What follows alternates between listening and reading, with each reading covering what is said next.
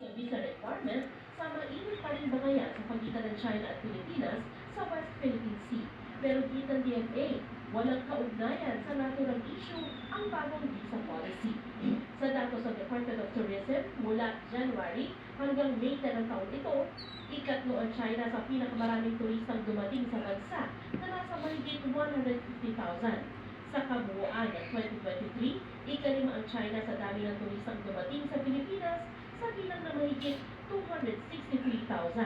Paglilinaw ng DFA, welcome pa rin sa Pilipinas sa mga turistang Chino na pagpapasa ng requirements. We are encouraging quality tourists to come to the Philippines. We're not shutting them off. Because these members are also food for protection. Like, okay, there's a few things that are mga kapatid that are coming in the same documents or they're here. Nag-extend sila or a CFT. Pagtutulungan din daw ng DFA at pinagayon siya ng gobyerno gaya ng Bureau of Immigration para mapagtagan yung mga Chinese tourists na nasa Pilipinas na pero gustong manatili dito ng mas matagal. Depende raw kasi sa uli ng visa ang tagal ng pananatili ng dayuhan sa Pilipinas. What has been more convenient is that you just convert your tourist visa when you get it. Of course, VI and all the other agencies are now being also more careful, more strict. Para sa GMA Integrated News, Sandra Aguinaldo, Pagtutok, 24 oras.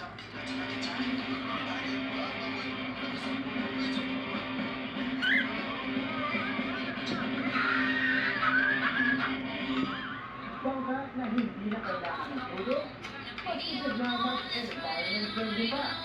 Yan ang first Filipino-made na solar-assisted electric boat.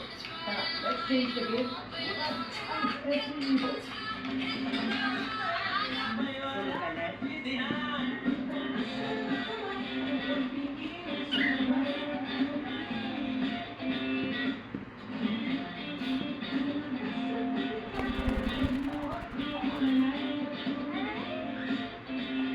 Mga kapuso, the heat is on.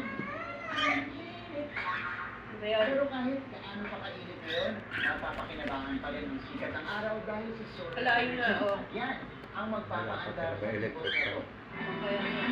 Ito ang first Filipino design and made electric boat, named as Safe, Efficient, and Sustainable Solar-Assisted Plug-in Electric Boat, or SESI e-boat for short.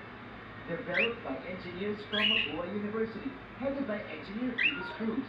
We want to create a Saka. boat with zero emissions. Saka na. May putil din na. Powered by Saka na.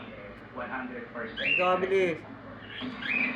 Dito dito to. Co-funded by Ito. DOST at ng Department of Energy.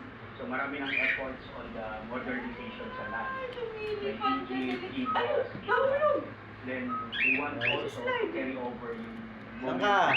sa maritime. Siyempre, susubukan natin sa yan. So, ngayon na ni Sir. Saka na. Ang ating e-boat. Dito, di ka bilis. Dahan-dahan. Pero hindi natin maramdaman pa rin na umana. Kanya-andal sa ating mga yung